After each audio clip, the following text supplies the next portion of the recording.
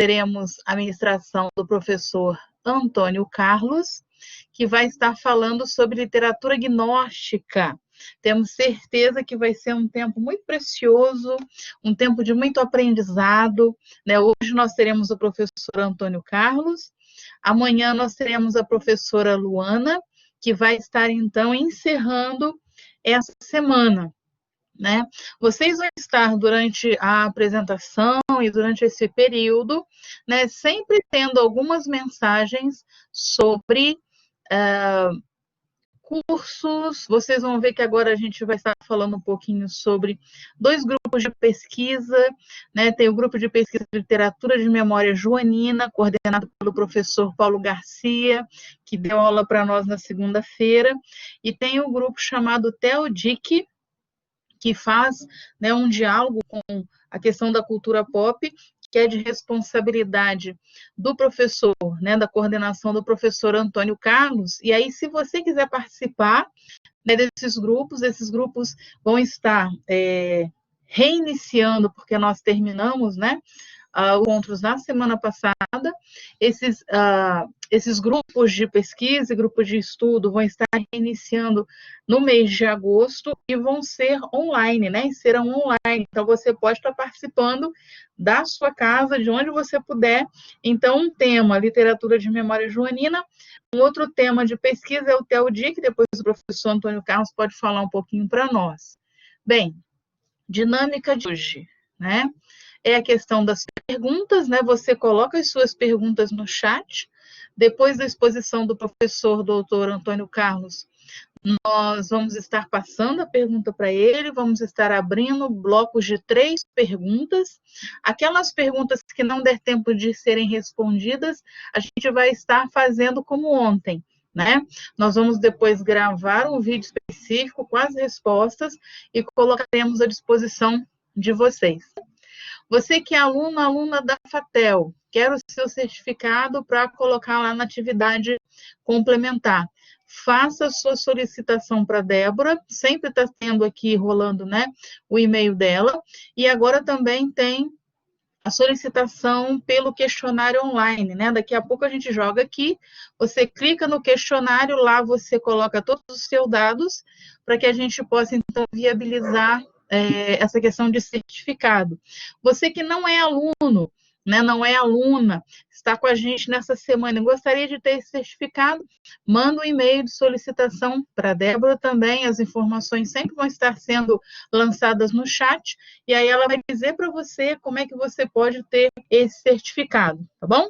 E por último, mas não menos importante, você vai ver que a gente está também estará disponibilizando via e-mail informações sobre cursos, né? Nós temos cursos livres, temos cursos de especialização, né, na área de Bíblia, e temos também na área de aconselhamento pastoral. Então, se você tem interesse em fazer um curso livre de Bíblia, curso de especialização em aconselhamento pastoral, né, você também coloca, é só você colocar o seu e-mail, né, desde segunda-feira, todos e todas que têm anotado aqui, disponibilizado o seu e-mail, a Débora já tem, ao final, né, da palestra, enviado o e-mail, né, e depois nós vamos estar, na sexta, para a semana que vem, nós vamos estar enviando informações sobre os cursos, né. Nós temos vários cursos rodando agora, acontecendo agora, alguns que serão oferecidos no segundo semestre, e aí a gente está criando essa mala direta, né, participe, se disponibilize, recebeu, né, a comunicação, coloca lá no seu grupo de WhatsApp, nos ajude nessa divulgação. Tudo bem? Então, não vou mais tomar o tempo do professor Antônio, vamos estar fazendo uma oração para a gente estar iniciando essa terceira noite, e logo após farei a apresentação do professor Antônio Carlos. Vamos lá? Pai, nós louvamos e glorificamos o teu nome, declaramos nossa dependência do Senhor. E colocamos, Senhor, esse tempo de estudo, de aprendizado, de conversa, diante do Senhor, para que, em nome de Jesus, tudo corra bem, de acordo com a tua vontade. Muito obrigada, Senhor, pela vida do professor Antônio Carlos, muito obrigada pela vida da sua família. Continue, Senhor amado, abençoando, usando e direcionando, em nome de Jesus. Amém e amém. Professor Antônio Carlos, tu quer aparecer aí no vídeo já, para a gente poder fazer a sua apresentação? Já estou aqui. Ah, muito bem, professor. Deixa eu fazer a sua apresentação da sua pessoa. E aí é bom que o pessoal já conhece, né? Então, ó, professor Antônio Carlos, ele possui graduação em teologia pela Universidade Metodista de São Paulo. Fez também seu mestrado e doutorado em ciências da religião aqui pela Unesp. Atualmente ele é professor titular da Universidade Metodista e pesquisador, professor tutor no EAD e professor coordenador de TCC. Vocês estão fazendo TCC aí? Ele que eu falo. Experiências na área de teologia, com ênfase em teologia bíblica e teologia e literatura, atuando principalmente nos seguintes temas: literatura cristã primitiva, Novo Testamento, história, mito, religião e cultura pop. Ele é docente em pós-graduação Lato Sensu de Filosofia da Religião, Profetismo e Apocalíptica, Perspectivas e Interpretações. Ele é co-coordenador e pesquisador do grupo de pesquisa de memória e literatura cristã primitiva na Bacia do Mediterrâneo, e também o professor Antônio é coordenador do grupo de estudo Teodic, a Bíblia em diálogo com a cultura pop. Então, vocês estão vendo que estão em ótimas mãos, né? E a gente vai colocando algumas informações aqui. Professor Antônio Carlos, é uma alegria tê-lo conosco nessa noite. Fica à vontade, a palavra é sua, o tempo é seu. Deus abençoe. Obrigado, professora Daniele. A Bárbara está querendo levantar a mão. Acho que ela está querendo falar alguma coisa.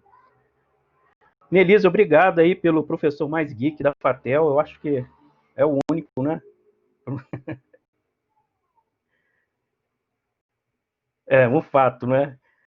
Gente, é um prazer estar aqui com vocês. Professor Paulo, professor Daniele, o slide eu mesmo coloco ou vocês colocam aí para mim, por favor? Você mesmo coloca. Agora, se você quiser que eu vá colocando e tirando para você, fique à vontade. Tá, eu mesmo colocarei aqui.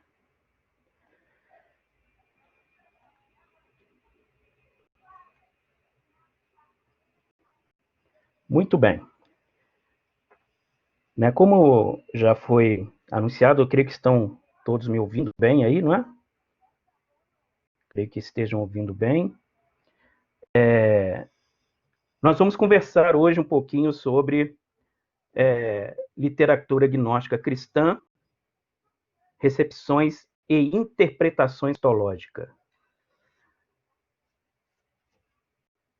Uma primeira pergunta que se pode fazer, né, quando se fala nesse tema que nós estamos abordando hoje, é a seguinte: bom, esta é a semana, né, de webinários da Bíblia. Né, o que gnosticismo tem a ver com a Bíblia? O que é que gnosticismo, né, pode acrescentar com relação ao meu conhecimento bíblico? Tá? Essa pode ser uma pergunta que nós nos fazemos, não é? O que nós podemos aprender, né, com essas ideias loucas, né, que nós durante muito tempo ouvimos, né, dizendo e sendo classificada como heresia. Né, uma coisa, né, eu não sei se é novidade para você, não é? Eu não sei se você já ouviu isso em algum momento, mas hoje não se estuda, não se conhece o cristianismo primitivo sem conhecermos as correntes gnósticas, né, que estavam presentes no movimento cristão. Então, quando se fala de cristianismo primitivo, né, nós estamos falando de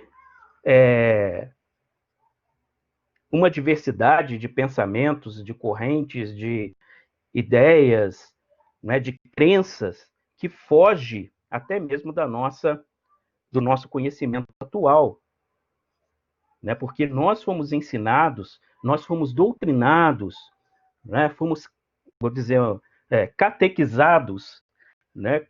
Com a ideia de que tudo que é relacionado a movimento gnóstico, tudo que é relacionado a gnosticismo, tudo que é relacionado aos pais gnósticos é heresia. Né? Principalmente porque nós gostamos de associar, ou nós geralmente associamos com o movimento de nova era, né? Com o movimento esotérico, né? E por aí vai. Né? Talvez uma mística, um misticismo, né? Que nós consideramos desnecessário. Porém, né? Isso tudo mudou. Né? Isso mudou porque os estudos e as pesquisas no campo do cristianismo primitivo, e quando eu falo de cristianismo primitivo, eu estou falando do primeiro século apenas, né? Não estou falando ali da igreja de Atos, né? Como as pessoas gostam de fazer a referência nas igrejas. Né? Não estamos falando simplesmente da igreja de Atos, aquela igreja ideal. Né? Não, nós estamos falando de pelo menos 5 séculos de história. Né? Pelo menos 5 séculos. Tá? Então, isso é um período de tempo muito grande, né, para que nós apenas tenhamos uma visão muito reduzida ali da metade do primeiro século. Tá? Então, quando eu falo cristianismo primitivo, eu quero que vocês entendam dessa forma. Cristianismo primitivo, eu estou falando aí do primeiro, talvez até o 5º século, né, aproximadamente. Ok? Então, vamos em frente. Pois bem, eu devo falar cristianismo gnóstico ou apenas cristianismo?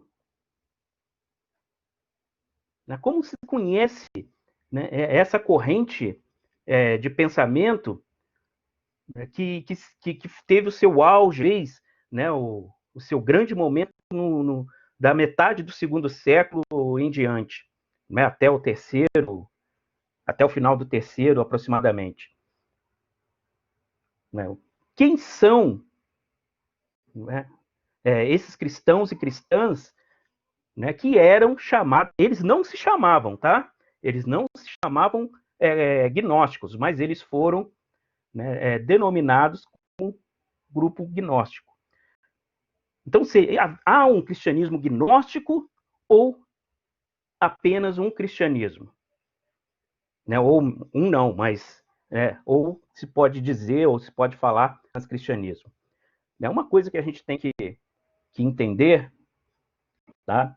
É que a primeira coisa que eu quero deixar bem claro, né, para vocês que estão nos ouvindo, é que as correntes gnósticas, né, estavam no cristianismo, e as pessoas que adotaram essa corrente gnóstica, tá, elas eram sim pessoas cristãs, eram sim seguidores e seguidoras de Jesus, né, e se compreendiam dessa forma. Tá? Se compreendiam como sendo cristãos e cristãs. Né? A gente vai um pouquinho mais para frente aí, um pouquinho mais à frente, a gente vai ter noção, né, por que eram chamados de gnósticos, né, qual é a bronca toda que havia com esse grupo, né, para que eles fossem, né, até no final aí final do 4º século, metade do 4º século, começaram a ser perseguidos. Né? O termo gnóstico foi usado comumente de forma pejorativa contra aqueles que supostamente desvirtuavam a mensagem de Jesus. Quem usou esse termo pela primeira vez, de chamar esse grupo, né, de pessoas de gnósticos, né, ou esse movimento de gnosticismo, né? Aliás, esse termo, né, gnóstico, gnosticismo, é um termo até relativamente moderno, tá? Ele é um termo moderno, né? Eles não se conheciam como gnósticos, eles se conheciam como cristãos, né? Tinham a forma de pensar, tinham a forma de fazer a leitura, né, sobre Jesus, sobre o movimento de Jesus, sobre os ensinamentos de Jesus, e eles se consideravam cristãos e cristãs. Tá? Mas Irineu de Lyon, né, foi quem começou a fazer uma separação, né, com relação a esse grupo através das suas cartas, né, apologéticas, né, que defendia um suposto cristianismo puro, não é? E considerava esse grupo como um grupo estranho. Apesar, tá, outra coisa que a gente tem que ter em mente, que esse grupo não é um grupo isolado da sociedade. Não é um grupo que vivia com comunidades construídas no deserto, de forma separada das outras comunidades, nada disso. Né? É um grupo que você tem que compreender, esse grupo, né? Ou essas pessoas, melhor dizendo, não vamos usar o termo grupo, não, né? Mas essas pessoas, essas pessoas, elas viviam dentro, né, comungando, né, em comunhão com as comunidades, tá? Principalmente no Egito, na Ásia Menor, né, e viviam normalmente. Participavam dos cultos, participavam da ceia, né, estavam ali presentes. Tá? Não Professor, era? Pois não. eu gostaria só de pedir um auxílio seu. Se o senhor puder, de vez em quando, desligar o seu slide, retirar ele e alternar, para termos também na gravação o seu rosto aparecendo. Né? Aqui nós podemos alternar. Então, como vai ficar gravado e nós vamos editar depois, então solicitamos só essa questão. Muito obrigado. Você quer ver o meu rosto? Tudo bem, Paulo. Tudo bem. É um prazer vê-lo de perto. Tá bom. Então é o seguinte, esse grupo, né, ou essas pessoas, melhor dizendo, até para eu fugir desse vício de linguagem de chamar sempre de grupo, é triste. Né? Mas Irineu de Lyon foi um combatente feroz, né, das ideias gnósticas, né, do pensamento gnóstico. Né? Se posicionou de forma veemente contra os seus líderes, contra suas ideias, assim como Hipólito de Roma também, e Tertuliano, né, que também tinha, né, uma birra muito grande, né, uma oposição muito grande a esse grupo. E Tertuliano era um homem muito violento, né? Era uma pessoa muito violenta que costumava agredir, né, os seus adversários. Não era uma pessoa fácil. Né? Agora, o pensamento gnóstico, né, as correntes gnósticas no cristianismo, elas são a parte perdedora, né? Assim como outros grupos também, né, do cristianismo, é a parte perdedora, é a parte que perdeu na luta contra, a luta pela identidade, né, inicial do cristianismo, né? Essas correntes gnósticas, elas foram derrotadas, né? Elas perderam, né, supostamente, né, eu não sei se seria correto dizer isso, mas perdeu para um cristianismo aí que a gente pode chamar de um cristianismo ortodoxo, né? E por fim, as correntes gnósticas, por muito tempo, como nós já tivemos aí vários exemplos, né? Por muito tempo, as correntes gnósticas foram uma face do cristianismo constantemente menosprezada. Né? Não sabíamos nada a respeito das correntes gnósticas no cristianismo até o ano de 1945. Né? O que nós tínhamos sobre esse lado do cristianismo, não é? essa corrente cristã, né? Corrente gnóstica do cristianismo, era o que Irineu dizia, era o que Tertuliano dizia, era o que Hipólito dizia. Ou seja, a gente via, a gente sabia, a gente tinha conhecimento, né, somente dos adversários, dos opositores.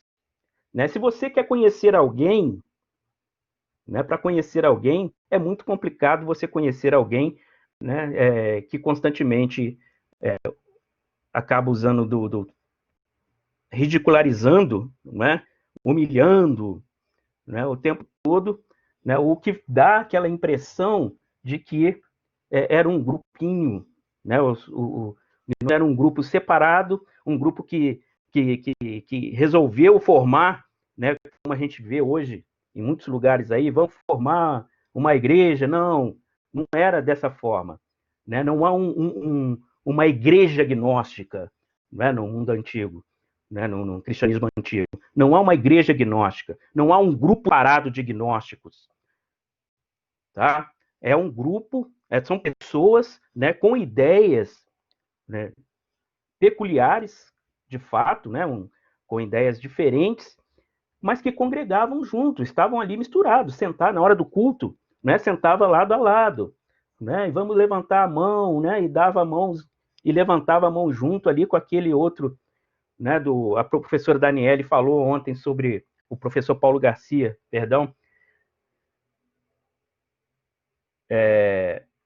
o professor Paulo Garcia falou das tradições, né, petrina, né, a tradição joanina, a tradição, né, lucana, né, e essa paulina e tudo mais, né, e então sentava ali lado a lado, né, e tinham essa comunhão.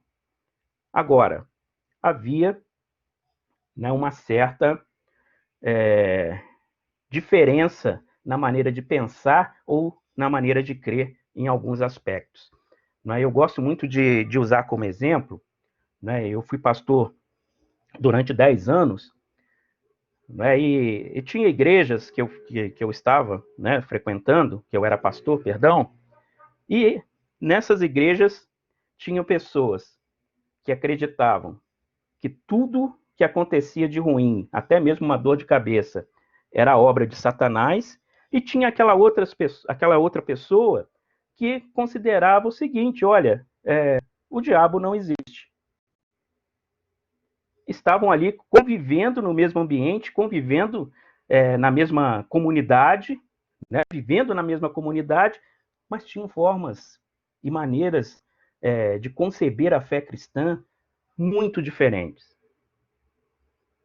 Tá? Eu acredito, quando eu começo a ler, né, os textos gnósticos, começo a ler sobre o contexto, sobre o cenário, né, do cristianismo do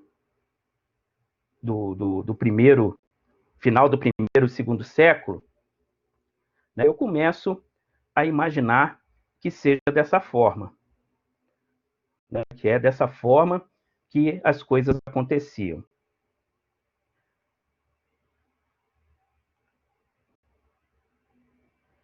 Pois bem, mas afinal, quem eram os gnósticos realmente? Quem eram essas pessoas, né, que durante muito tempo foram consideradas pessoas não gratas, né, dentro do cristianismo, dentro da história da igreja, dentro da história do cristianismo? Quem de fato eram essas pessoas? Aí entra uma coisa muito complicada, tá? Porque não dá para a gente definir de uma forma muito específica, não temos como definir, né, que gnosticismo era um grupo, ou era uma religião, ou era um único pensamento, porque eram diversas formas de pensar, diversas formas de compreender, diversas formas de conceber a ideia de movimento de Jesus e da própria pessoa de Jesus. Eram várias formas, eram várias maneiras, eram vários olhares, várias leituras. E isso dentro do próprio gnosticismo, dentro das próprias correntes gnósticas, elas se diferenciavam uma da outra. Então, falar de gnosticismo, né, como uma forma única, né, é um erro muito grande. Então, eu coloquei aqui esse texto em que diz assim, olha, um dos principais problemas com o estudo dos gnósticos é o nosso conhecimento baseado na história que nos chegou inicialmente, às vezes obscura, que conduziu ao seu resultado final, ou seja, a condenação das correntes gnósticas cristãs como heresia. Estamos predispostos a imaginar os gnósticos em embate com o assim chamado movimento cristão ortodoxo. Então, a ideia que nós temos é isso. De um lado, o cristianismo ortodoxo, o cristianismo puro, o cristianismo original. Né? Do outro, né, o famigerado cristianismo gnóstico.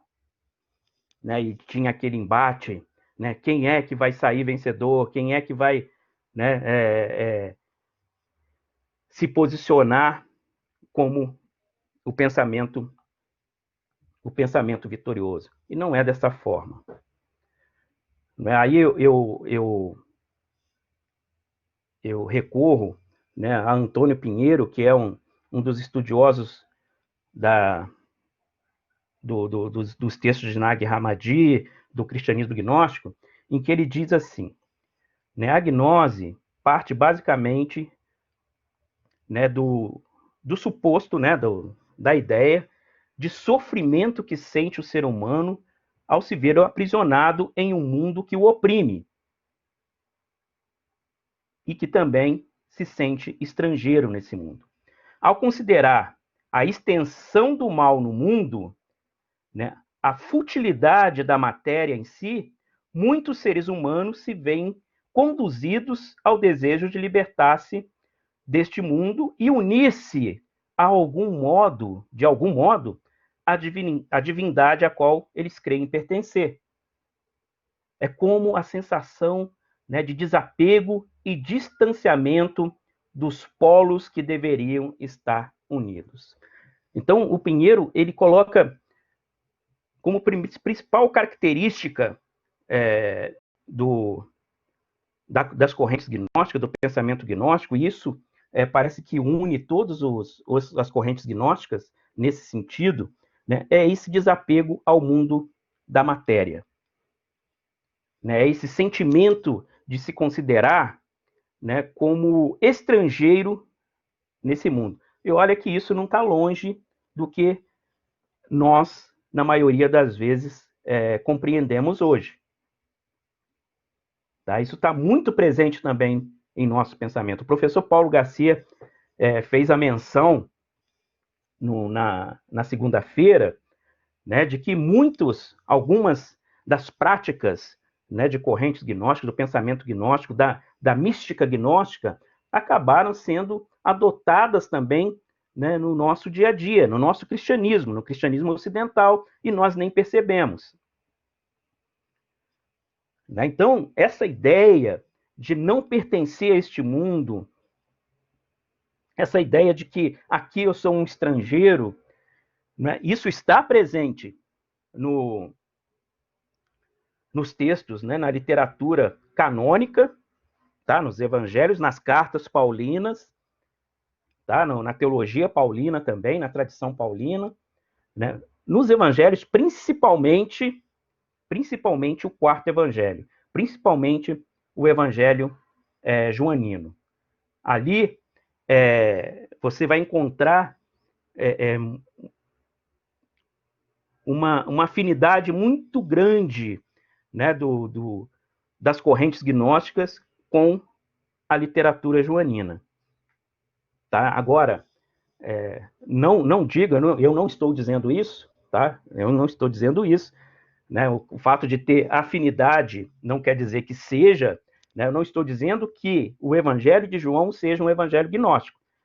Não estou dizendo isso. Agora, as correntes gnósticas, né? Os estudos, a literatura gnóstica, ela tinha um carinho muito grande pelo quarto evangelho, né? Que nós conhecemos como Evangelho de João.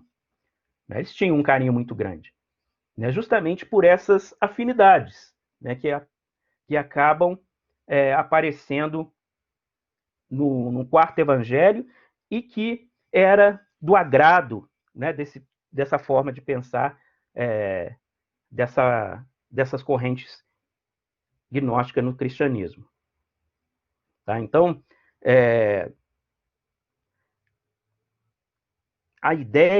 essa ideia que povoava, que ficava ali rodando, né,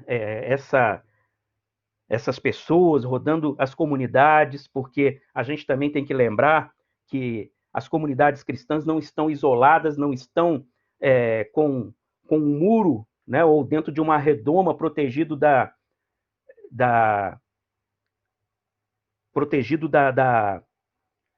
das relações, né, culturais e religiosas de outros e outras, né, de outras culturas, né, eles não estavam isolados ali. Então, dialogavam e se relacionavam.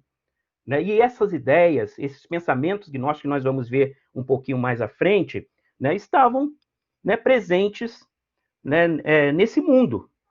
Né? Era um mundo sem fronteira, né, sem fronteira cultural. Né? Uma das grandes contribuições de Roma, né, para o desenvolvimento cultural religioso foi a ideia do aceite, né, de todas as religiões, desde que estivessem submetidas ao império.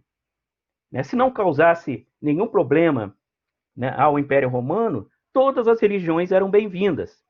E isso proporcionou, né, uma relação, né, ou uma troca de ideias, um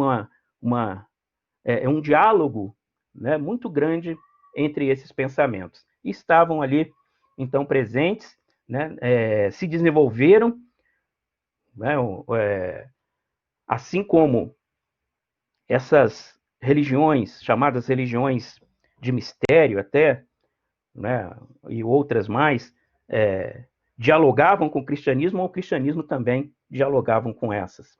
Então, era um mundo em que tudo ali estava interligado, tudo estava relacionado.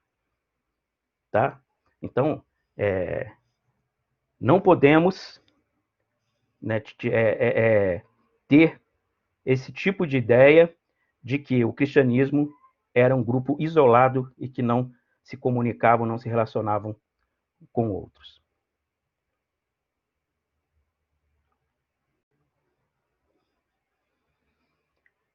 Agora, como surgiram? Essa é outra coisa complicada. Né? Primeiro, gnosticismo, né? Ou pensamento gnóstico, ou, né, ideias gnósticas.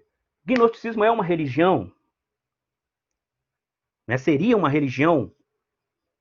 Então, tentar explicar as origens das correntes gnósticas é algo por demais complexo. Não há como considerar gnosticismo como religião, e aí eu recorro novamente ao Pinheiro, que ele diz o seguinte, né, quando floresce a gnosis entre os cristãos, na metade do segundo século, ele já tem uma longa história, né, mas que está mais ou menos oculta, mais ou menos, né, enterrada. Né? Mas até aquele momento, não parece que era uma religião propriamente, mas sim uma atmosfera religiosa em que ferviam um conjunto de ideias que podiam ser adotadas dentro de uma religião ou outra. Né? Isso é muito interessante da gente falar, Porque a gente tem que ter em mente que o movimento gnóstico, as ideias gnósticas, né, não era uma religião separada.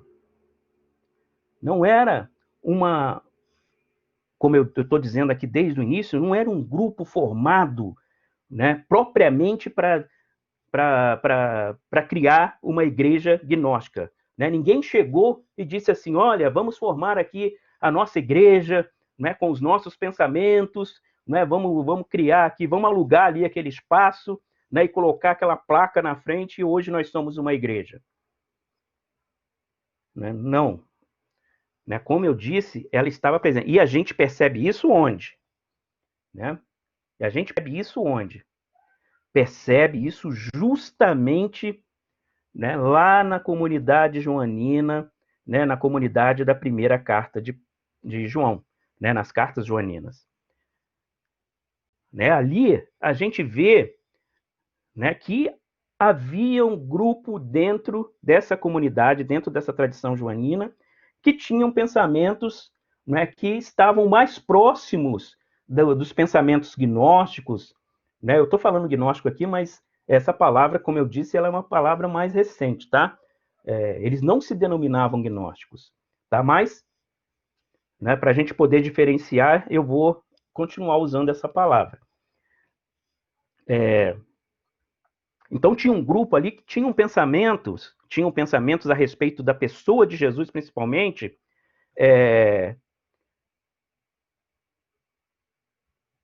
que estava mais próximo da ideia ou da visão, da leitura gnóstica acerca da pessoa de Jesus, acerca do ministério de Jesus, dos ensinos de Jesus. Né? Esse grupo estava presente ali. Né? E nós vemos, então, que há um embate, né?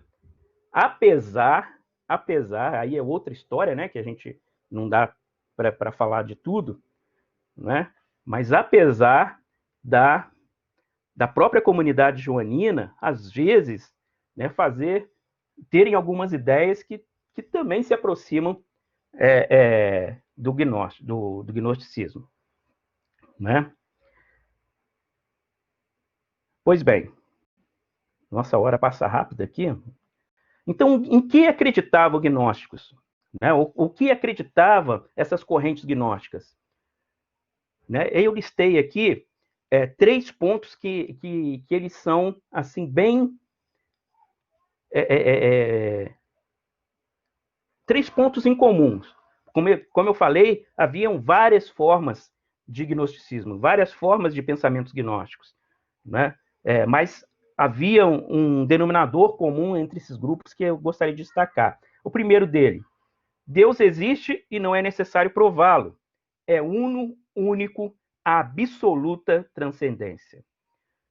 Tá? Então, para as correntes gnósticas, tá?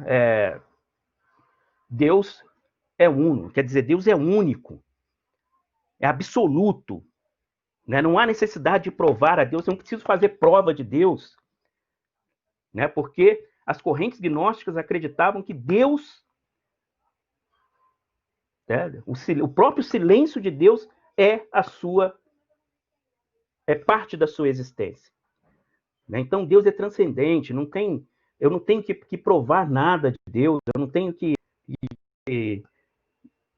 mostrar para ninguém que Deus existe, eu tenho que provar para alguma pessoa, né, que Deus existe, porque Deus é absoluto acima da própria concepção de nós que nós fazemos da sua existência. Né? Outra coisa que era comum, né, no pensamento gnóstico é que eles consideram que o estado da humanidade neste mundo é antinatural, pois ele está submetido a todo tipo de sofrimentos. Para eles é necessário que a humanidade se liberte deste sofrimento, e isto só pode ocorrer pelo conhecimento. Né? Aí talvez seja uma das características mais conhecidas das correntes gnósticas, que é a ideia de que salvação se dá pelo conhecimento.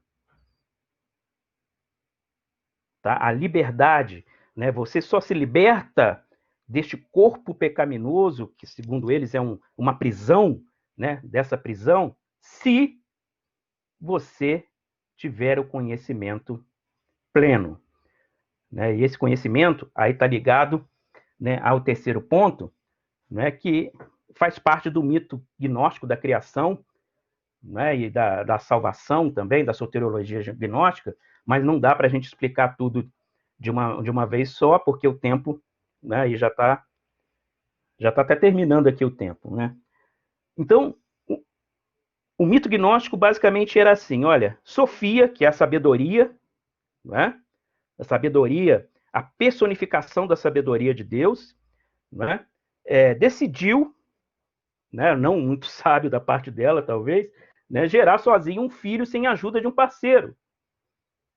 Né, e o resultado foi um Deus imperfeito e mal formado, chamado de Yaldabaoth, né, um demiurgo, ou seja, um Deus menor, né, um Deus inferior, ou artesão, né, um artesão que criou o mundo, e o mundo, esse mundo material, né, na verdade, é que é mal, né, porque não foi criado por Deus, o Deus uno, mas sim criado, né, por esse demiurgo que Sofia, né, decidiu conceber sozinha.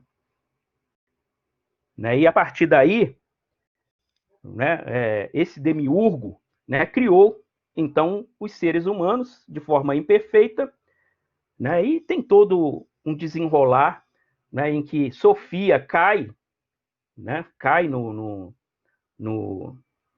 nesse mundo e é aprisionado nos seres humanos. Só há uma forma de libertar, que é enviando Sóter, né, Sóter, que é o Salvador, né, que vem, então, para libertar, através do conhecimento, a Sofia que está aprisionada, o conhecimento que está aprisionado no ser humano. Só assim, então, ele se liberta desse corpo imperfeito e parte, então, né, da sua natureza imperfeita, ele parte para, né, a sua salvação, a salvação que importa, que é a salvação da alma, né, e não o corpo. Então, basicamente, essa era a ideia, né, que os gnósticos, né, que as correntes gnósticas acreditavam. Tá? Esses eram os 3 pontos que eles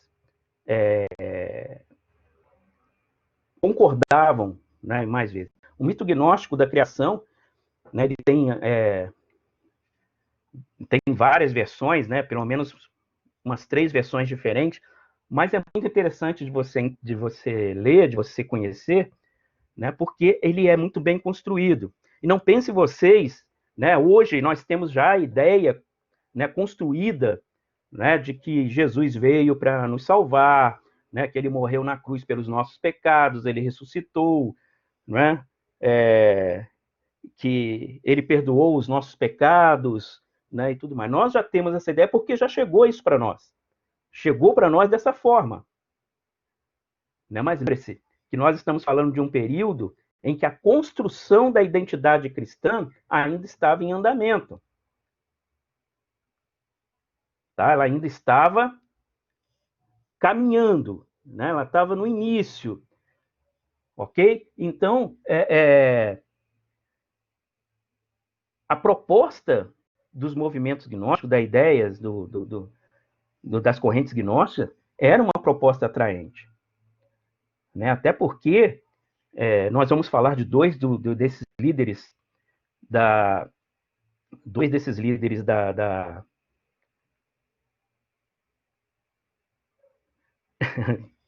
esses 2 líderes mais conhecidos das correntes gnósticas, né? Eles não eram, eles eram eloquentes, né? Eram líderes que conseguiam, de fato, atrair multidões para eles.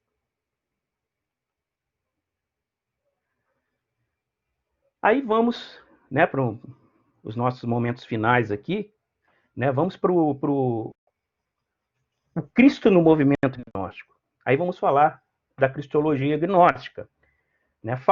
Primeiro, falar sobre unanimidade do cristianismo primitivo é algo que fica mais no campo do ideal do que do real. Então, essa ideia, tá, de cristianismo, do início do o cristianismo original, é aquele cristianismo que era bom, aquele cristianismo que era verdadeiro, né, aquele cristianismo que era o que Deus queria, né? Eu estou para dizer para você que esse cristianismo nunca existiu, tá? Porque geralmente a gente faz essa referência quando a gente lê o livro de Atos. Ora, o livro de Atos, né, apresenta ali, né, umas três formas de cristianismo diferentes, pelo menos. Tá? Vai apresentar 3 formas, pelo menos, diferentes de cristianismo. Né? O professor Paulo mesmo, na segunda, fez essa ideia. A professora Daniele, ontem, também fez uma exposição belíssima sobre isso. Né? Cristianismo unânime no seu início, e como não existe até hoje, né? Não é real. Isso daí está mais no campo da idealização do que propriamente do que realmente acontecia. Tá? Então, não dá para falar em cristianismo primitivo como algo homogêneo, né? Como único, um movimento único, certinho, né? Que todo mundo pensava, né? E fazia igual. A gente vê, né? Ali mesmo, né? As diferenças com relação à doutrina da fé e da obra, né? A diferença que tem entre teologia paulina e teologia a teologia de Tiago, né? As diferenças existiam, como existem até hoje. Então, a diversidade é uma realidade mais plausível ao nos referirmos ao cristianismo em suas origens. Junto a essa pluralidade, havia também diferentes leituras de Jesus Cristo. Uma dessas leituras foi proporcionada pelas correntes gnósticas do cristianismo. Não apenas uma, tá? Isso aqui está errado. Não apenas uma, mas outras leituras foram proporcionadas pelas correntes gnósticas no cristianismo. Né? E nós vamos falar, então, rapidamente sobre algum deles. O primeiro, né, eu gostaria de apresentar para vocês o pensamento de Basílides. Né? Basílides, né, que apareceu ali entre 117 e 138, né, é o que nós temos, né, a respeito dele. Depois Basílides desaparece, a gente não tem referência, mas nós sabemos que até o quarto século da era... Até o quarto século... Tá sem áudio, gente?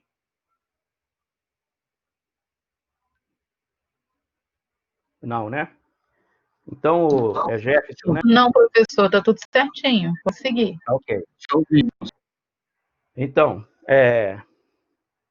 Basílides, né, era um professor convincente, um grande orador, né, era muito bem organizado, era um bom organizador, tá?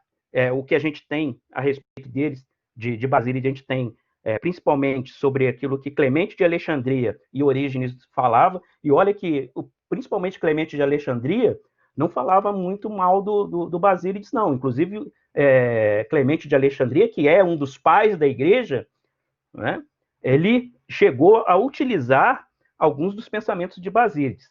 Então, há notícia dos seguidores do pensamento de Basílides no século IV da Era Comum, depois de Cristo. Né?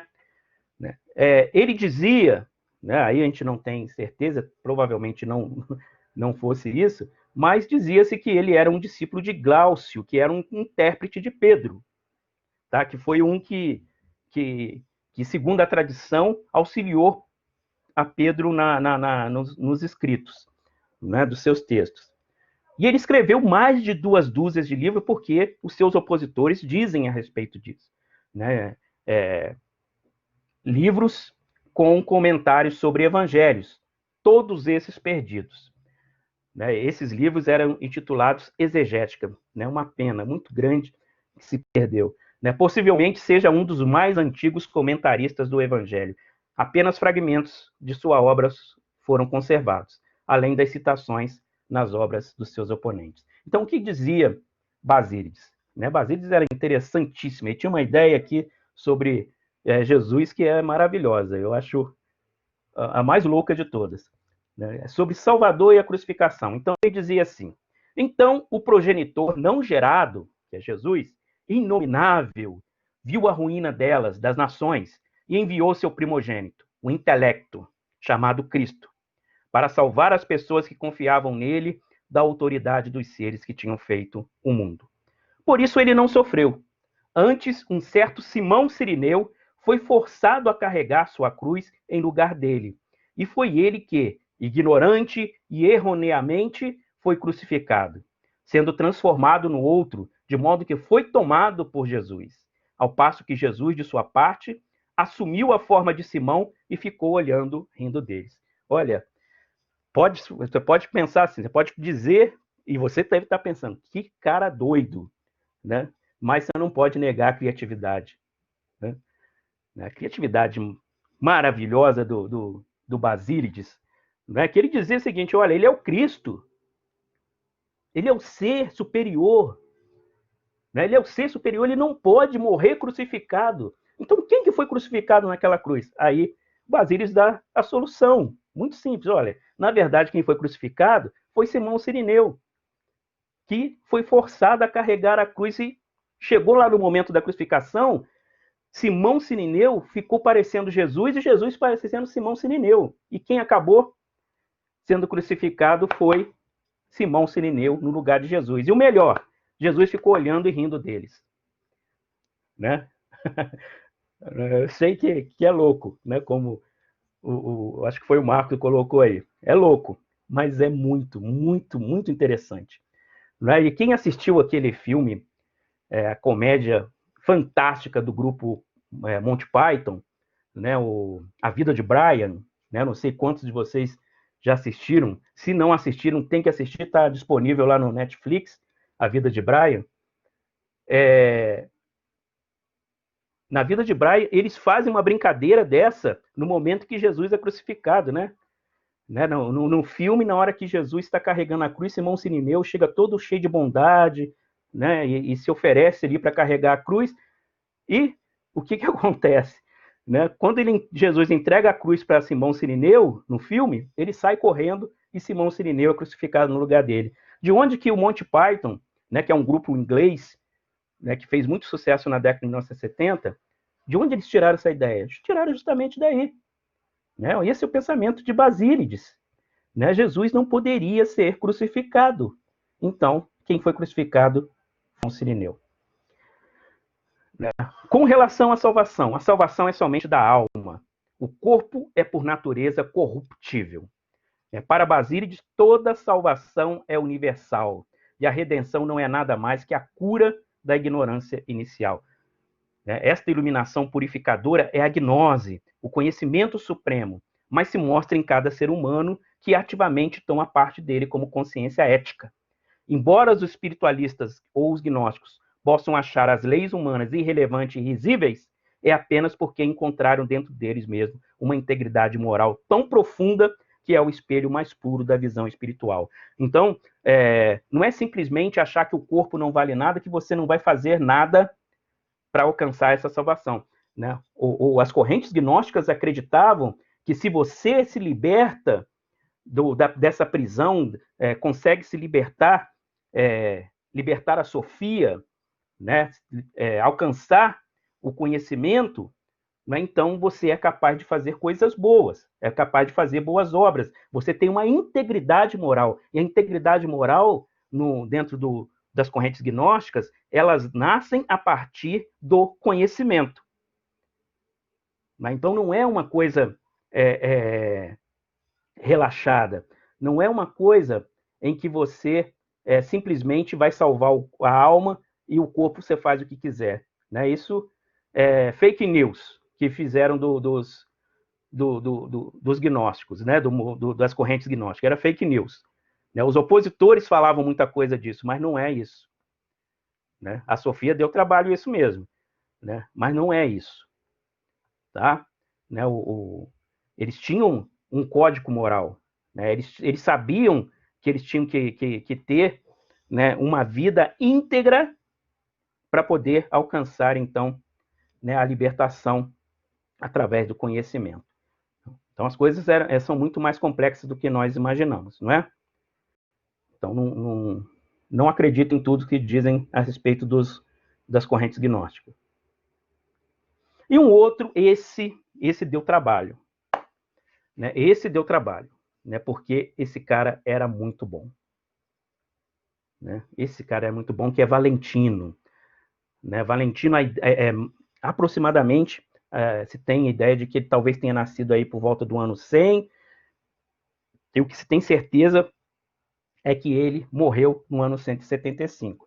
Né? Talvez tenha nascido um pouco antes, um pouco depois do ano 100, mas ele morreu no ano 175. Ele nasceu no delta egípcio, né, na cidade de Freóbonis, né? Teve a sua educação em Alexandria, ele teve contato com Clemente, teve contato com Orígenes, né? Provavelmente teve contato com Basílides também. Né? Ele tinha uma familiaridade muito grande com o platonismo. Tá? O platonismo, na verdade, ele foi um degrau muito importante dentro da construção do conhecimento cristão, da doutrina cristã, né? Tanto que entre os textos de Nag Hammadi há um pedaço, né? um trecho do banquete de Platão, né? Ali porque, né, entre esses textos cristãos, a maioria deles cristãos, havia então alguns de filosofia. O sistema teológico de Valentino era baseado no mito gnóstico e ele quase foi eleito bispo de Roma.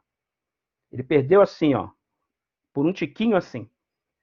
Né? Ele quase foi eleito. Era um grande orador, né? um grande professor.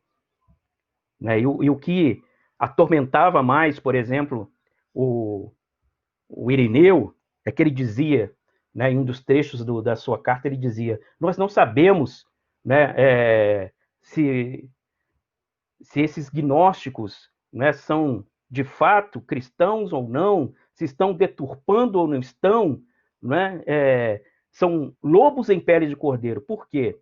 Porque o discurso de Valentino, né, era um discurso muito próximo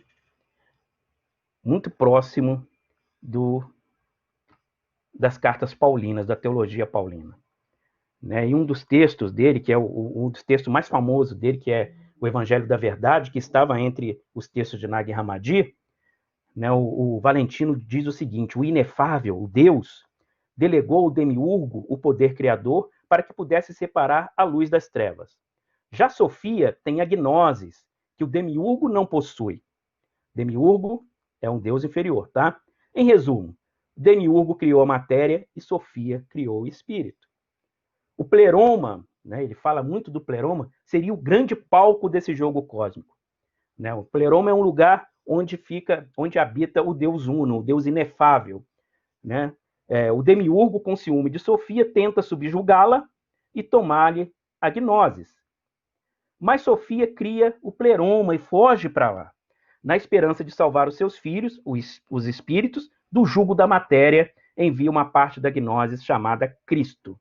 O Cristo, na visão gnóstica de Valentino, é um ente que guia os seres para o abrigo do pleroma, fugindo da escravidão da matéria através da reencarnação. Aí você já deve ter caído do banco, jogado as pernas para o alto. Não, reencarnação não. Né? Se eu te falar que tem muitos pais da igreja que acreditavam na reencarnação, você vai ficar, né, abismado. Então, eu não vou falar. Né, mas a ideia dele era essa, né, de Valentino. Aí vem alguns trechos do... Estevão. O Estevão, né, que acompanha aí o Theo Geek, olha. Ó, que ensinamento grandioso. É um texto, né, o Evangelho da Verdade. Ele até se sujeita à morte, apesar de estar revestido da vida eterna. Tendo-se despojado desses farrapos perecíveis, ele vestiu a incorruptibilidade que ninguém seria capaz de lhe tirar. Tendo penetrado no território vazio dos medos, ele passou diante daqueles que estavam nus por causa do esquecimento, sendo tanto conhecimento como perfeição, proclamando as coisas que estão no coração do Pai. Ele se tornou a sabedoria daqueles que foram instruídos. Esse é o Evangelho da Verdade. Fala a verdade agora, sobre o Evangelho da Verdade. Se você pega esse texto, no meio dos textos paulinos, você vai dizer, isso aí é Paulo. E aí é que tem as grandes dúvidas dos pais da igreja, né? Esse cara é perigoso. Ele é perigoso porque ele é quase paulino. Um outro trecho. O Evangelho da Verdade é alegria para aqueles que tenham recebido o Pai da Verdade e a graça de tê-lo conhecido, por meio da força da palavra lançada pelo pleroma, aquele que está na mente e no pensamento do Pai, ou seja, aquele que é chamado como o Salvador, que sendo o nome do trabalho que está prestes a desenvolver para a redenção daqueles que eram ignorantes da presença do Pai. Enquanto em nome, aí tem um trecho cortado, o Evangelho está a proclamação da esperança, sendo descoberta por aqueles que a buscaram. E conhecereis a verdade, e a verdade vos libertará. É mais ou menos o que Valentino ensinava. É mais ou menos o que Valentino ensinava. Essa ideia de que a verdade vem pelo conhecimento, e a verdade é o que liberta. E por fim, vamos fechando, então, a nossa palestra de hoje. Não se pode negar mais, hoje, a importância do movimento gnóstico diretamente na formação da vida do cristianismo primitivo e o seu impacto. Tanto no judaísmo, como no cristianismo, como parte da formação de uma identidade cultural que moldaram estas religiões e o mundo medieval e contemporâneo. Então, como o professor Paulo disse no início, muitas atitudes que nós temos hoje, como retiro espiritual, como fechar os olhos, para quando você fecha os olhos, você está saindo do mundo material, entrando para o mundo espiritual, e outras coisas mais, sobre a questão da pureza, isso mesmo, obrigado, Isabel, essa coisa da pureza, de mundo e espírito, o mundo espiritual, mundo carnal, isso é algo que foi desenvolvido com muito mais propriedade pelas correntes gnósticas, e está presente hoje aqui entre nós.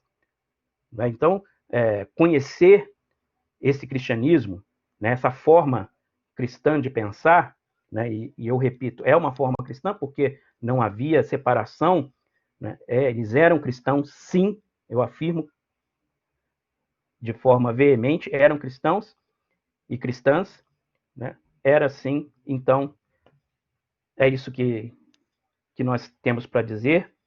Muito obrigado, e que nós possamos rever os nossos conceitos. É mesmo, Gilmar, uma mistura que nós somos.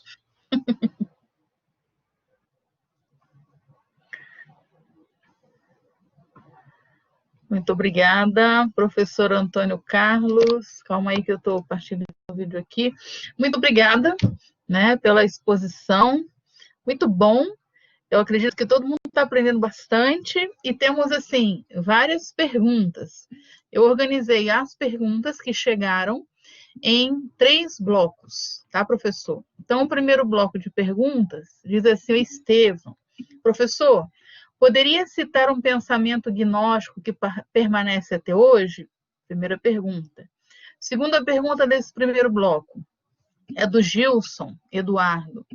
A tradição cristã é herdeira de padrões e paradigmas religiosos da tradição judaica, certo? As primeiras definições e tentativas de destrinchar o gnosticismo ocorreram no contexto da era cristã. Existe um sistema gnóstico único e uniforme? Há semelhanças suficientes para justificar uma caracterização geral? Pergunta do Gilson, do primeiro bloco. E, por último, do Gilmar. João combatia o gnosticismo? Alguns estudiosos apontam para esse indicativo. Seria certo afirmar isso? E na Bíblia, isso pode ser visível entre os grupos? Primeiro bloco de perguntas, professor. Tá. Bom, características que permanecem até hoje, né, eu já citei aqui, né, essa questão a ideia de fazer retiro espiritual, que também nasce com os mosteiros, né, que se afastam no deserto, né, essa ideia de separar o corpo do espírito, né, e que você estando longe das cidades, longe dos olhos, né, que veem a matéria, você estará se distanciando do espírito. A ideia de retiro espiritual, né, é uma ideia que era muito adotada pelas correntes gnósticas. Né? O professor Paulo citou aqui também nessa questão da oração de olhos fechados, né? O que significa fechar os olhos? Né? Concentração, não. Né? Talvez você pense que seja isso, mas a ideia inicial de fechar os olhos é sair do mundo material e entrar no mundo, né, imaterial. Essa é a ideia. Né? Esse é o pensamento. Tá? A outra pergunta pode pensar, Isabel, pode ficar pensando que é concentração, tudo bem. Né? A próxima pergunta é se há não dá para definir um único modelo, é isso, né? Um único modelo gnóstico. É impossível. Né? Eles eram tantos como eram tantos as formas de leitura do Cristo, as formas de leitura do cristianismo. Né? Agora, eles tinham, como eu citei ali nos slides, eles tinham alguns pontos que eram pontos que os uniam, né? que eles concordavam, dizer assim, que era exatamente a ideia do Deus uno, inefável, né? A ideia do espírito superior à matéria, né? Ao corpo, e também, né, essa ideia de que o conhecimento é o que liberta. Isso daí, todas as correntes gnósticas, elas tinham essa forma de pensar. A terceira, professora Daniele, me fugiu aqui. O Gilmar que pergunta, João combatia o gnosticismo? Na Bíblia pode ser visível isso entre os grupos? Olha,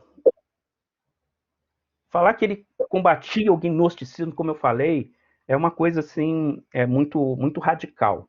Né? Havia indícios de pensamento gnóstico nas comunidades joaninas. Né? Isso daí é bastante claro. Mas não havia um grupo assim denominado, ou um movimento denominado gnóstico. Isso é mais para metade do segundo século para frente. Né? Então, havia algumas ideias. Por exemplo, a gente vê essa ideia de que, na primeira carta de João, né, o autor dizia que havia alguns que afirmavam que Jesus não veio em corpo, que isso, né, não era certo. Tá?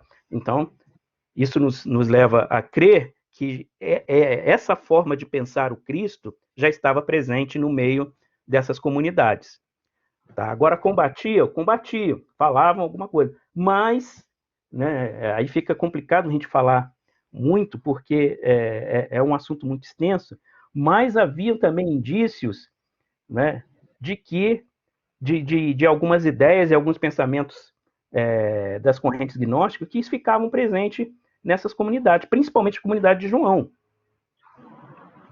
Né, principalmente a comunidade de João. Tá? Ali, talvez eles tolerassem algum tipo de pensamento e combatiam outros, mas estava presente porque era o que circundava, né, o pensamento dessas comunidades. Espero que tenha respondido aí.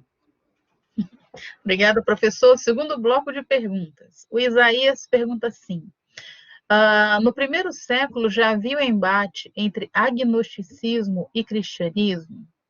O Diego pergunta também: o pensamento gnóstico presente na igreja primitiva tem alguma coisa a ver com o pensamento agnóstico contemporâneo? Ou gnósticos e agnósticos são termos antagônicos? E a terceira pergunta do segundo bloco, Josemir quem faz. Ele: boa noite, professor. Ideias gnósticas, então, permeavam ainda o pensamento cristão com Ário no século III? A carne como uma prisão? Bom, agnóstico, eu acho que é um termo muito, muito moderno, né? Eu não sei te responder se havia um embate entre cristianismo, né, e agnósticos. Eu não acredito dessa forma. Tá? O termo agnóstico Agora, gnosticismo e agnosticismo também são termos, como eu estou dizendo desde o início, são termos muito modernos. Né? Quem não acreditava, ou para quem achava assim que tanto faz se Deus existe ou não existe, ou se existe uma divindade ou não, né? Não tinha essa preocupação de tentar se firmar ou se afirmar, né, em sociedade para poder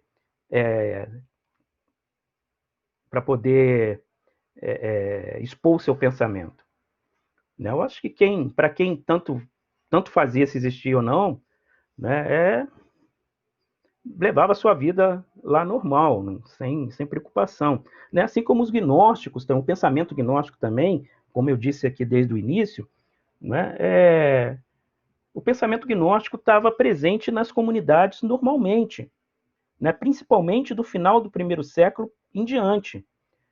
Né? Talvez comunidades como a comunidade de Mateus e de Marcos fossem mais complicadas essas ideias, porque são comunidades que estão mais alicerçadas dentro da lei.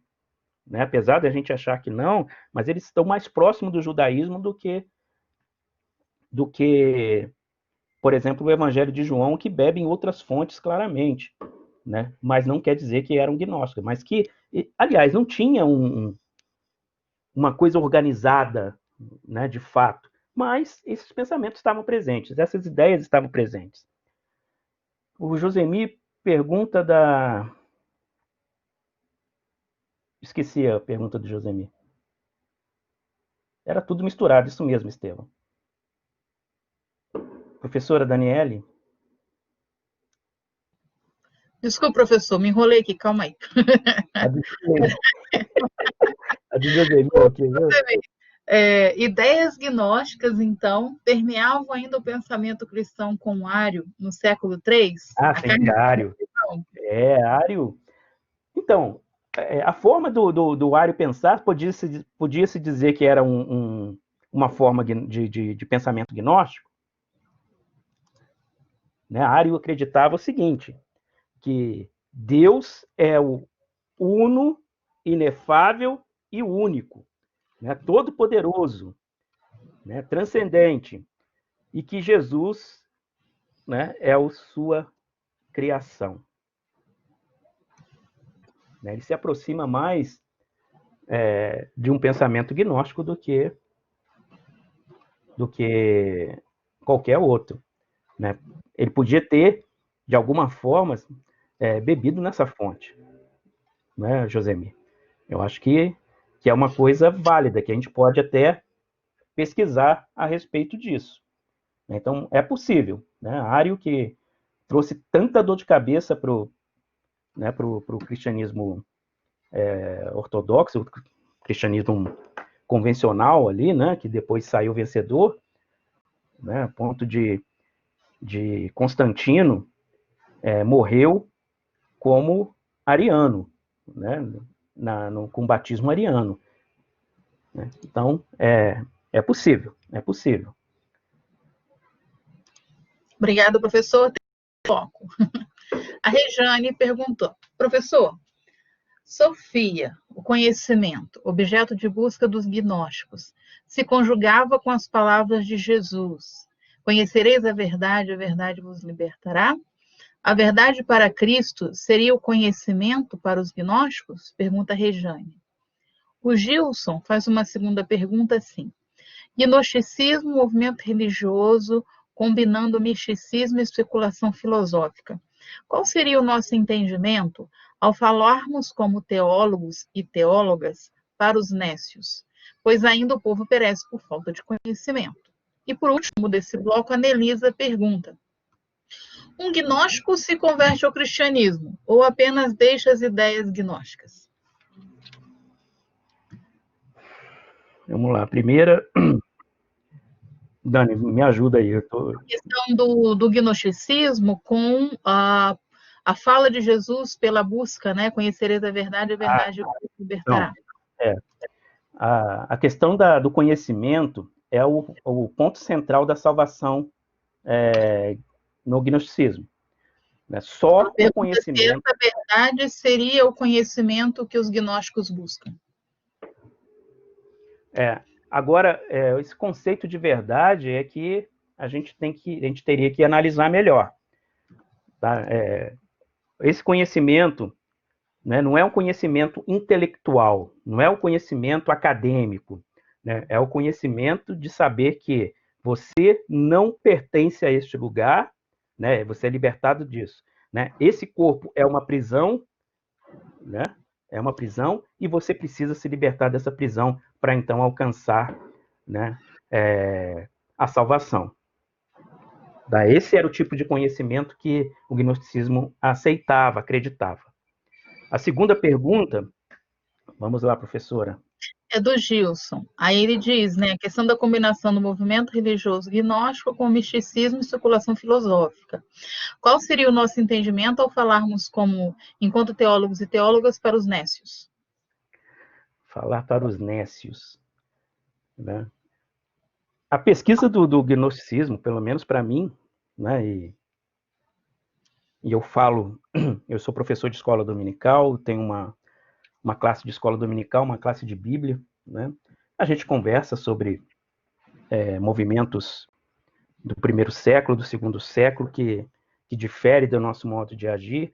Eu acho que o Gilson já saiu, né? Mas eu acho que depende muito da forma como você fala, sabe? Acho que depende muito da maneira como você faz as colocações. Né? Se você vai como se fosse de uma forma apologética, né? Defendendo e fazendo uma defesa a respeito, né? Eu acho que isso, de qualquer forma, de uma maneira ou de outra, tanto você falar sobre gnosticismo, como você falar sobre cristianismo, se torna uma forma agressiva. Né? Eu acredito muito nessa questão do ensino, da preparação para poder abordar determinados assuntos. Né? Eu acho que o conhecimento, aí nós estamos falando do conhecimento do modo geral, intelectual, ele está disponível aí. Tá? Ele está disponível para aqueles e aquelas que queiram, de fato, aprender a respeito dele. Né? Quando eu falo que os gnósticos também têm que ser vistos como cristãos, né? Não como párias, né? Tá? Como párias, como pessoas indesejáveis, né? Eu estou dizendo porque eles, né? Esse sentimento de pertencer ao cristianismo, pertencer ao movimento de Jesus, é uma coisa deles. Né? Eles se sentiam dessa forma, né? E eram vistos também como cristãos. Também eram vistos como cristãs. Né? Então, não se pode fazer esse tipo de julgamento, esse tipo de ideia de que, né, eles eram um grupo marginalizado, um grupo marginal, né, melhor dizendo. Né? Eles foram marginalizados depois, mas não era um grupo marginal, não era um grupo à parte. Né? Eu acho que esse tipo de conhecimento, né, se chegar para as pessoas que queiram conhecer de fato, queiram estudar, eu não vejo problema algum em mencionar isso. E a terceira, professora, A terceira é da Nelisa, que pergunta assim: um gnóstico se converte ao cristianismo ou apenas deixa as ideias gnósticas? Não. né, que um gnóstico, eu sou gnóstico, vou me converter ao cristianismo. Como eu falei, né, as ideias, os pensamentos gnósticos, eles estavam presentes,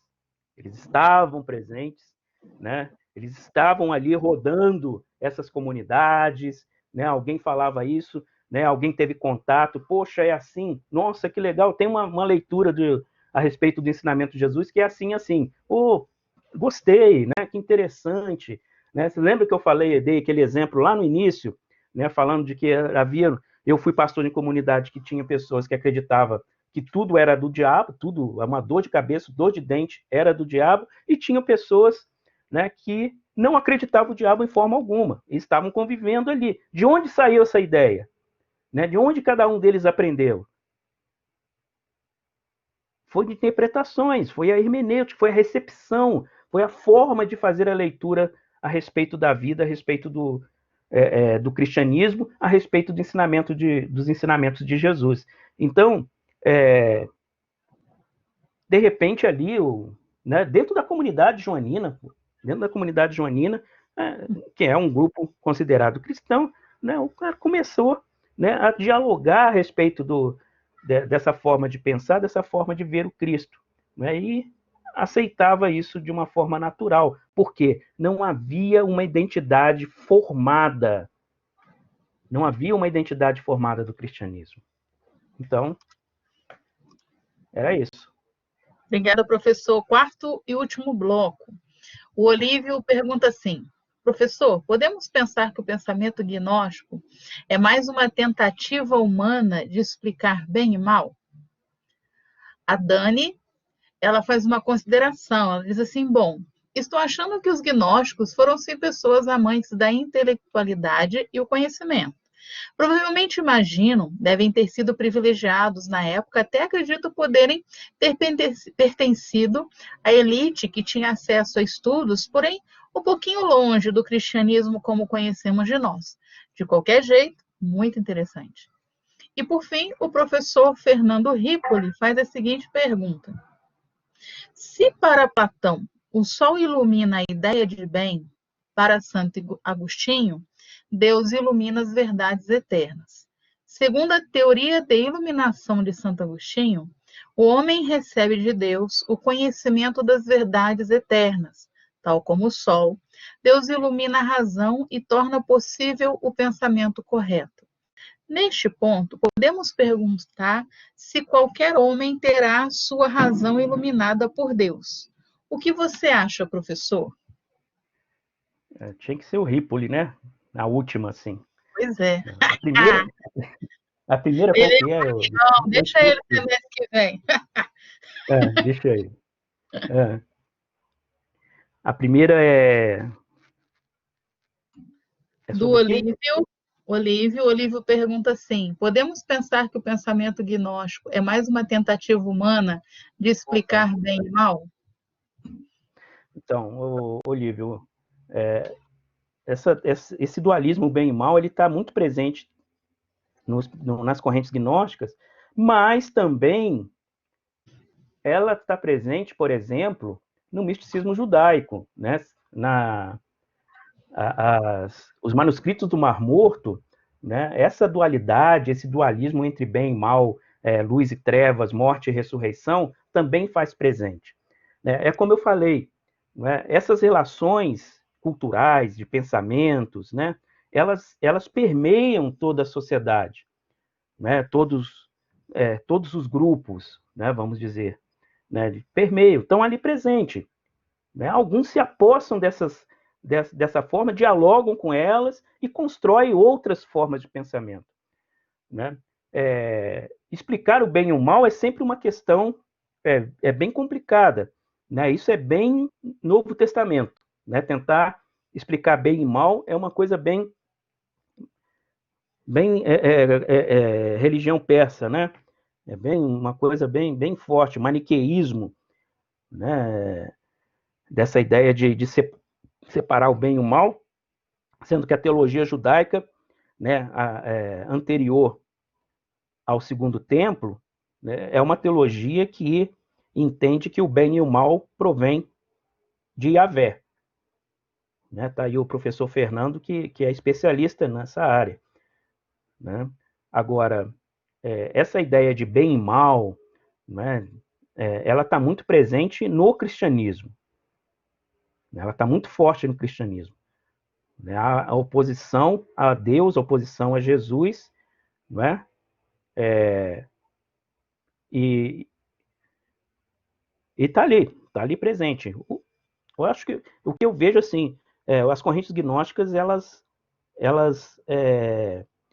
potencializam essa ideia, mas ela não é exclusivamente das correntes gnósticas, tá? E a segunda é o quê, Dani? Desculpa, eu estou esquecendo tudo. Sem problema, professor. É o do. Você respondeu do Olívio, certo? Agora é o Aham. do Ripoli, né? Se para Platão o sol ilumina a ideia de bem, para Santo Agostinho, Deus ilumina as verdades eternas. Segundo a teoria de iluminação de Santo Agostinho, o homem recebe de Deus o conhecimento das verdades eternas, tal como o sol, Deus ilumina a razão e torna possível pensar correto. Neste ponto, podemos perguntar se qualquer homem terá a sua razão iluminada por Deus. O que você acha?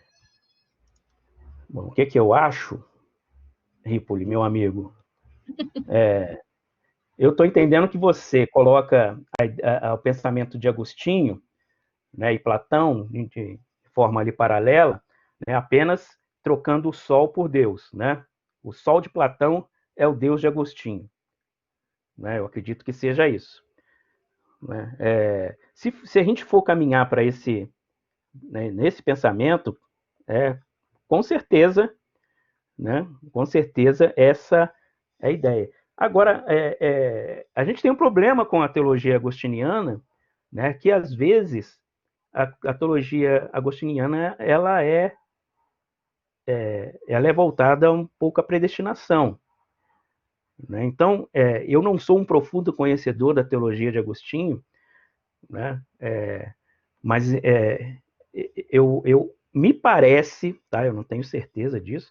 Me parece que Agostinho ele parte da ideia de que esse conhecimento de Deus, essa iluminação de Deus, ela só acontece a partir do momento que você reconhece e aceita, né, esse mesmo Deus como um Deus verdadeiro na sua vida, né? Pelo que eu entendo da teologia de Agostinho, eu acredito que seja isso, né? A partir daí que Deus então vai iluminar a razão. Apesar de que, né, que Agostinho, ele às vezes, né,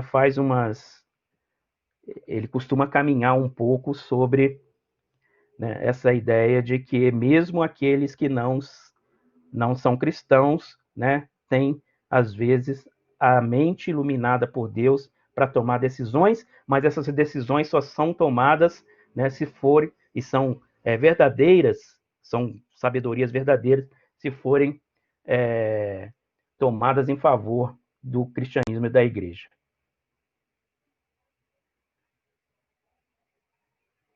Professor Antônio Carlos, muito obrigada pelas suas respostas, né, pela sua palestra. Nós estamos nos minutos finais. Não sei se você quer fazer algumas considerações.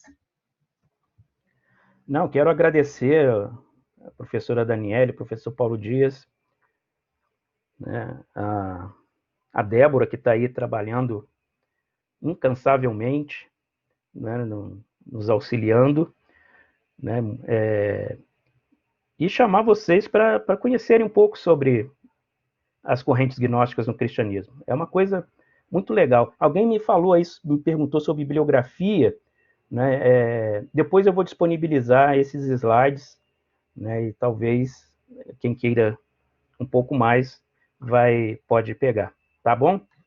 Professora, é isso. E lembrando, né? Como a Anelisa falou aí, né? Eu sou o professor mais geek da FATEL, então eu estou nos dois grupos, né? Eu posso fazer propaganda para os dois grupos, né? O grupo do cristianismo lá do Mediterrâneo e também o grupo do Tel Geek. É Então, isso aí. fiquem atentos aí e atentas. Conhecimento não toma espaço, né? Então, são todos e todas convidadas. Gente, muito obrigada pela participação de todos e todas. Lembrando que amanhã será a nossa última palestra, né? Quem vai estar conosco é a professora doutora Luana, que vai estar falando sobre Bíblia e literatura. Esperamos todos e todas lá, na verdade, aqui, e se inscreva no canal da Faculdade de Teologia, porque todas as palestras serão disponibilizadas lá. Ok? Professor, muito obrigada. Professor Paulo Dias, professora Blanches, professores, professoras, alunos e alunas, todas que estão participando. Gente, Deus abençoe. Nos vemos amanhã. Tchau, tchau.